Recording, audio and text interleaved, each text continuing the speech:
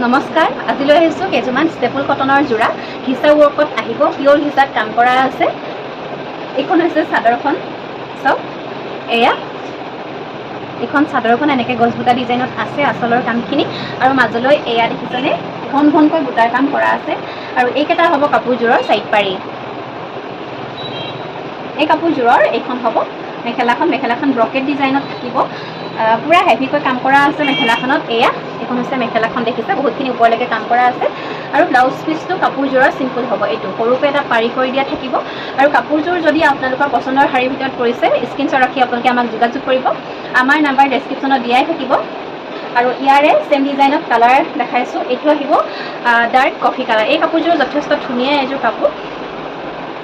এইখন হৈছে চাদৰখন, কালাৰটো দেখিছে খুব ধুনীয়া হয়, ডাৰ্ক কফি হ'ব, দেখিছেনে। এয়া আঁচলটো হ'ব, আৰু এই কাপোৰযোৰৰ এইকেইটা হ'ব চাইড পাৰি। আৰু এইখন হ'ব মেখেলা ছেম ডিজাইনত থাকিব। এয়া দেখিছে, এইটো হ'ব এনেকৈ হ'ব মেখেলাখন। ব্লাউজ পিচটো ছেম চিম্পুল হ'ব। ভাল লাগিলে স্ক্ৰীনশ্বট ৰাখি যোগাযোগ কৰিব। এইটো এটা কালাৰ আছে ৰেডত, যিসকলে ভাল পায় ল'ব পাৰে।